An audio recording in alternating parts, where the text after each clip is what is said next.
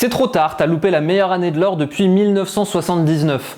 L'année dernière, en 2025, l'or a fait plus 46%, sachant que la performance de ces dernières années était déjà correcte, donc c'est pas comme si on avait fait une grosse chute et puis explosion. Donc dans cette vidéo, tu vas comprendre pourquoi t'as loupé une occasion de doubler ton patrimoine. Tu vas aussi comprendre pourquoi cette occasion de doubler ton patrimoine pourrait en fait continuer, c'est-à-dire la hausse de l'or pourrait continuer en 2026 et peut-être même l'année prochaine. Mais surtout, tu vas comprendre pourquoi il faut absolument pas que tu achètes de l'or et que tu investisses dans l'or. Alors donc il y a plusieurs éléments qui expliquent déjà cette augmentation du prix de l'or. Le premier point, c'est la baisse des taux.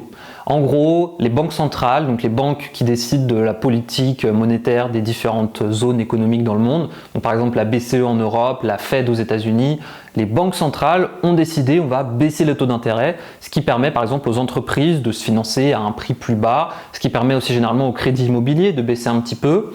Et donc cette baisse des taux d'intérêt, elle provoque souvent quelque chose, c'est que les gens, quand les taux sont élevés, ils vont dire ok on va acheter de la dette, en gros par exemple la dette des États parce que ça rapporte 3, 4, 5% par an, c'est super.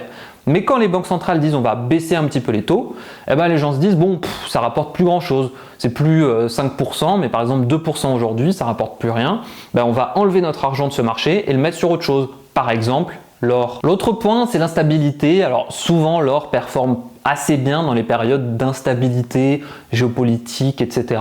C'est un peu le cas si tu l'as pas remarqué depuis quelques années. Ça explique probablement une bonne partie de l'augmentation ces dernières années du prix de l'or. Mais en réalité, la raison la plus importante de loin, elle fait encore écho aux banques centrales dont on a parlé plus tôt, mais surtout aux banques centrales de certains pays. Je vais te dire lesquels. En gros, globalement, les banques centrales, qu'est-ce qu'elles font? C'est qu'elles ont un bilan avec un actif, un passif, donc des choses qu'elles ont et des dettes. Dans les choses qu'elles possèdent, il peut y avoir tout un tas de choses, les dettes d'autres pays, il peut y avoir notamment de l'or. Et donc comme tu le vois sur ce graphique, depuis à peu près 2 ans, il y a pas mal de banques centrales qui se mettent à acheter énormément d'or. C'est le cas notamment de la Pologne, du Kazakhstan, du Brésil et de l'Azerbaïdjan. Tu l'auras pas vu venir celle-là. La banque centrale d'Azerbaïdjan est en bonne partie responsable de la hausse du prix de l'or. Donc ça c'était le top 4 des banques centrales qui en achètent le plus. Tout simplement ce qui se passe c'est que quand des banques centrales, donc des très grosses institutions achètent donc énormément d'or, des très grosses quantités d'or, forcément le prix il augmente. C'est la simple loi de l'offre et de la demande, beaucoup de demandes d'un coup. Le prix augmente. Alors après, ce phénomène, en fait, il devrait se poursuivre même en 2026 et peut-être même l'année prochaine. La plupart des analystes, ils tablent sur une hausse encore assez soutenue du prix donc cette année.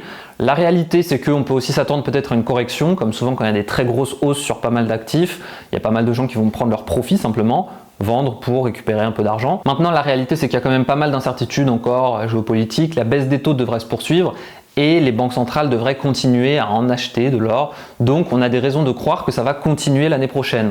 Mais maintenant, comme je te l'ai dit, il y a un point très important. C'est pourquoi toi, tu dois absolument pas du tout en acheter de l'or. Je vais t'expliquer ça. Pour te donner un chiffre très vite, je vais pas te faire poireauter. En gros, l'or, historiquement, ça performe mieux que l'inflation. La question, c'est de combien? On peut s'attendre à peu près 1 à 2% de plus que l'inflation maximum. Donc, le retour réel sur investissement, réel, donc après inflation, il est de, on va dire, 1% pour l'or. Ça, c'est historiquement quand on remonte très très loin.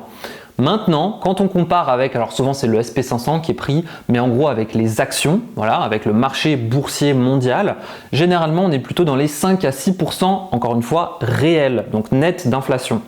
Autrement dit, les actions explosent l'or. La réalité, c'est que la plupart des classes d'actifs un peu risquées, donc surtout en fait c'est les actions en tout genre, les entreprises, on va dire, en tout genre, le marché de l'entreprise ou le marché immobilier, pareil, ça peut être investi de différentes manières. Donc la réalité, c'est que généralement, ces marchés qui sont productifs, ils sont beaucoup plus efficaces. Pourquoi?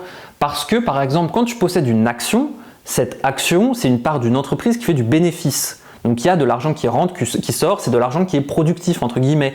Pareil, un bien immobilier, c'est un bien dont la valeur va augmenter, va suivre donc l'inflation, peut-être plus 1 ou 2%, mais qui en plus a une utilité, donc soit tu vas pouvoir habiter dedans, donc ça te fait des économies de loyer, soit justement que tu vas louer, donc il va te rapporter un loyer. Dans tous les cas, ce sont des biens productifs. L'or, c'est pas productif. L'or, c'est un truc, tu l'achètes, ça prend de la valeur si tu as de la chance, c'est cool. Généralement, ça va suivre l'inflation parce que c'est quand même un bien qui est utile et c'est une vraie réserve de valeur.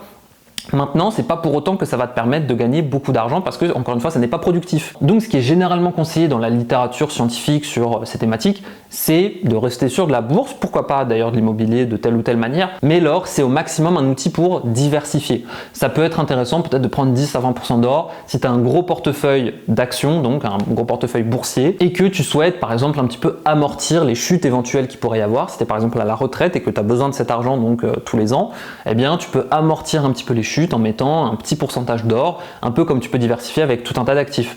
Mais pas plus que ça, donc non, n'investis pas dans l'or, ça n'est pas le premier truc que tu dois acheter si tu es en train de te construire un patrimoine. Maintenant, j'espère que cette vidéo t'aura plu, qu'elle aura été utile pour toi. Je te dis à la prochaine, je sors une vidéo tous les dimanches sur cette chaîne sur les thématiques de l'économie et de l'investissement. Et n'hésite pas à t'abonner si ça t'a plu. Bonne journée à toi!